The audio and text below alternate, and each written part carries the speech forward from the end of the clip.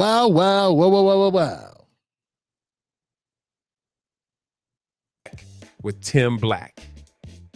The one taking your voting card. Is that what you think? Is that what you think? Is that what you think? No. Heated moments on Capitol Hill today as D.C. officials were grilled by the House Oversight Committee. This outburst you just heard is between two U.S. House of Representatives. Mayor Muriel Bowser, D.C. Council Chairman Phil Mendelson, and Attorney General Bryans Schwab faced questions about crime in D.C. Thanks so much for joining us on the News at 4. I'm Annie Yu. The hearing comes on the heels of the Trump administration's federal surge in the district over crime. Rafael Sanchez Cruz is live on Capitol Hill. Rafael, there were some moments of heated exchange at times. Yeah, Annie, and you just saw one of those there. They didn't even involve some of the D.C. officials that were here to testify. I actually want to get more into detail about that exchange that you saw there. It was between Democrat Congresswoman Rashida Tlaib and Republican Congressman Byron Donalds. Now, Tlaib was arguing that Republicans were simply painting a negative picture of D.C. and they weren't showing the beauty of the district and its residents. And this is how that situation escalated. Let's watch that again. Paints Washington, D.C. in a way that you all haven't really truly seen. You're just reading it. No, you're just reading it or something off of some. Will the gentlelady yield to a question? Yeah, I think it's really important. Will the gentlelady yield? No, I don't yield. I don't even have time. You're going to look at 14, 15-year-olds as a bunch of criminals? It's insane. Oh, Do I look like a member of the Third Reich to you, Ms. Tlaib? Please. Is that what I look like to you? Yeah, and that situation continued for several seconds after that. Now, I do want to talk about the actual testimony. So all three of the D.C. officials touted how crime has gone down 53% compared to 2023 when we saw that rise in violent crime here in the district. Mayor Muriel Bowser admitted that the Trump administration's federal surge has resulted in a 39% drop in crime. Democrats have called the federal surge unnecessary and an abuse of power, but Republicans have insisted that the federal interference in D.C. is necessary, some saying that it's because D.C. officials are soft on crime. Listen to Georgia Congresswoman Marjorie Taylor's questioning today. Mayor Bowser, do you prioritize criminals or the victims? I prioritize law-abiding D.C. residents, visitors, and workers. So that would be law-abiding citizens and victims. Do you support the police, Mayor Bowser? Yes. Mr. Mendelson, do you prioritize criminals or victims of criminals? I believe in swift and certain justice. And no, I asked you either one. Victims of criminals, of crime, or the criminals themselves. Which one do you prioritize? As I understand the question, victims. Yeah, just about 15 minutes ago, Mayor Muriel Bowser responded to these hearings. She had some pretty strong words and called this hearing. Let's listen actually to what exactly she had to say. Let's listen. I thought the hearing was disgraceful in its characterization of the district. We know that the district is 700,000 people, great neighborhoods, great businesses where people want to live, start businesses, send their kids to school, and visit. Did the district have a crime spike in 2023? Yes. Have we driven down crime in the 2 years since? Yes. And look, I can tell you there were a lot of issues that were brought up today. Among those, the accusations and allegations that D.C. police might be manipulating crime data. We'll get more into that in the 5 o'clock hour. I'm live on Capitol Hill. I'm Rafael Sanchez Cruz. Annie, back to you.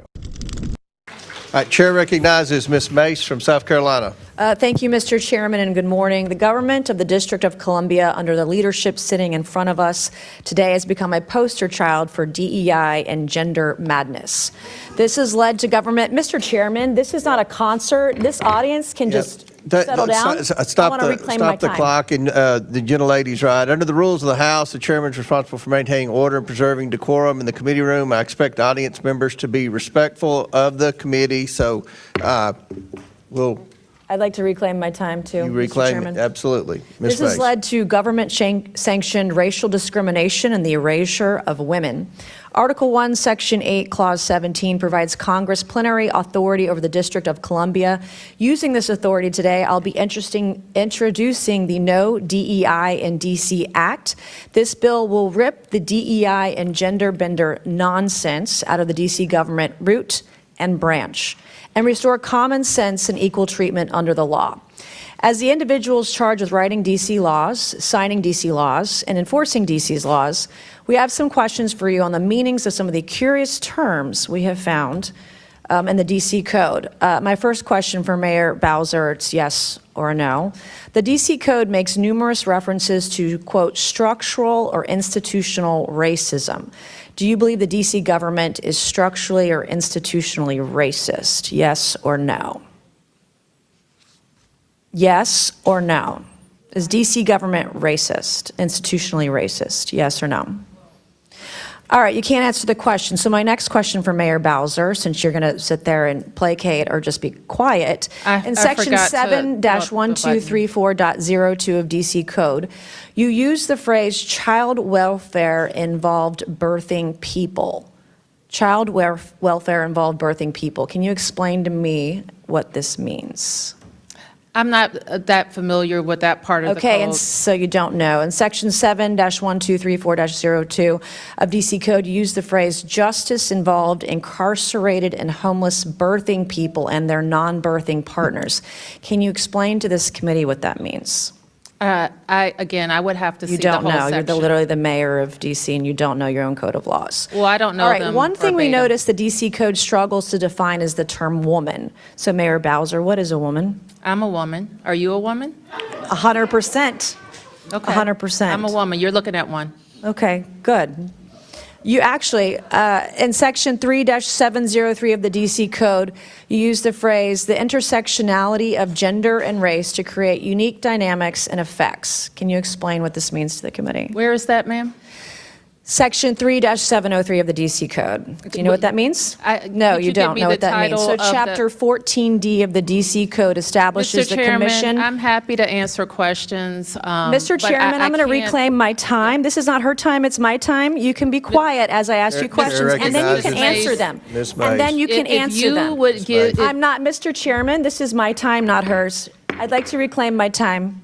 let's make good use of the time, Ms. Chair Mace. I'm making very good Chair use of my recognizes time. Ms. There Mace. is- You're Ms. making Mace my has the point. floor. You're the mayor of DC, and you don't even know your own code of laws. What is a birthing person?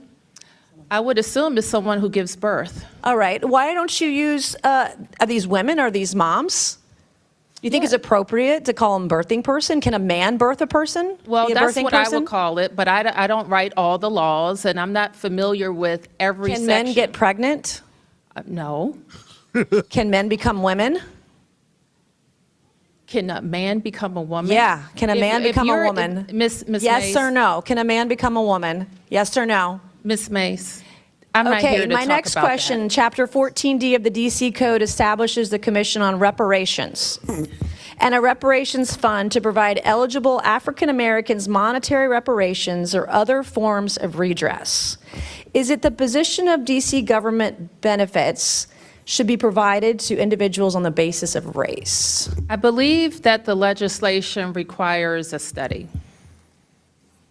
Okay, I'm asking you, is it the position of the DC government that government benefits should be provided on the basis of race? If you're is the referring to question. that legislation, I believe it requires a study. Okay, I'm asking you a question. Do you believe that government benefits should be given out on the basis of race? That is the question. This is the third time I'm asking. We have any number of benefits programs, and eligibility is Okay. established. You're not answering per- any of these per program. questions. I'll give it to you. You're slick. In section 2-1383 of the DC Code, you use the phrase social value of the LGBTQ community business economy to the district. Can you explain what this means to the committee? It means that LGBT businesses provide economic benefit to the district's economy. Do you think all businesses provide economic benefit to the DC economy?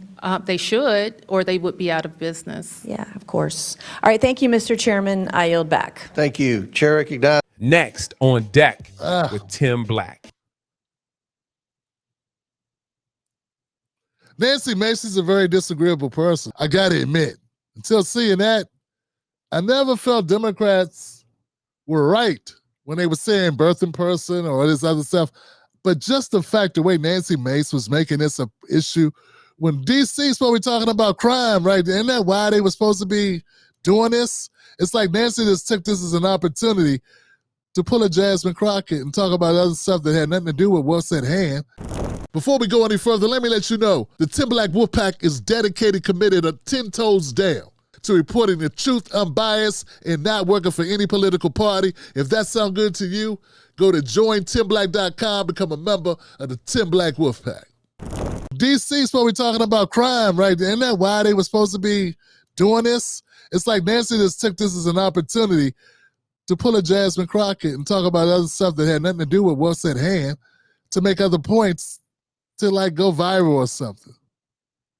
And I don't think she went viral for this because I didn't really hear about this like that. You know, it wasn't everywhere, so I don't think that Nancy Mace scored a bucket on this one. But I think it's important to note, you know, I got a lot of people that were supportive of DC having a federal intervention, so to speak, a federal assistance or resources and people coming in, different agencies coming in by the Trump administration to assist. Remember, the National Guard can't do police work. That's not what they're there for. You see those guys with the tanks, the Humvees, whatever those are, the MRAPs, sitting there in front of what looks like Union Station? They're not doing police work. They're just standing there. Their presence allows for cops not having to patrol that area, which means they could go patrol other areas. But I want to make the point so people understand, for the people that are against the federal troops being there or against FBI, DEA, DHS, whatever, I want you to recognize there was a spike back in 2023. I want you to recognize that DC did not ask for federal help with that spike. I want you to realize there are real people in DC who would suffer behind that. I got friends of mine that moved to Virginia because they had to, because DC was just so bad they had to get away. Like within the last year. I understand if you don't live in DC, you're not going through that. You might not understand that those are real people. They're rent and relocated from where they're from due to crime and due to those activities. So here's the real thing, whether you want to believe it or not. I want to point that out. Also, some critics, man, they're like, Tim, no, man, this is what happened in 94 and 91 with the crime bills. I'm like, dude, there has been no new crime legislation, right? To get assistance, when Trump's administration sends in these cops, it's not a new law going on the books that will give black people more time or give poor people more time or, you know, that's not what's happening. What happened in 91 and 94, to me, it's a once-in-a-lifetime, dirty, scumbag, horrific situation. Nothing else is like that. When I hear progressives and liberals make it sound that way, when they're trying to let Biden off the hook, it sounds hypocritical as hell because the same people saying that's what Trump is doing, what Biden did, and we shouldn't go along with it, they're not admitting that they just tried to reelect Biden. And then they tried to reelect his VP, who said she would do exactly what Biden did. And Biden is the co-author of that bill. And you still made him VP and then president. And then wanted to elect his VP.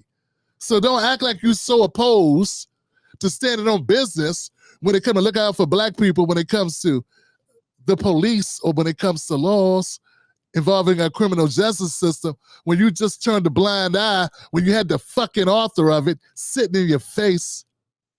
You were quiet then. What Trump is doing here, I'm not saying it's a one.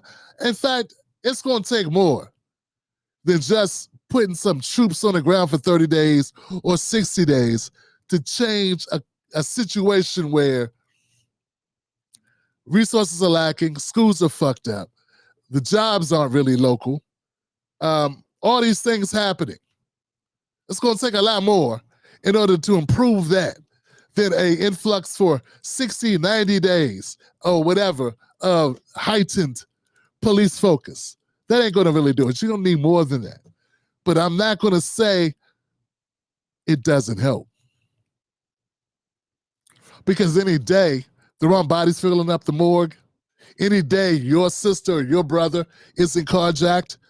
Because I have family that live in D.C., okay?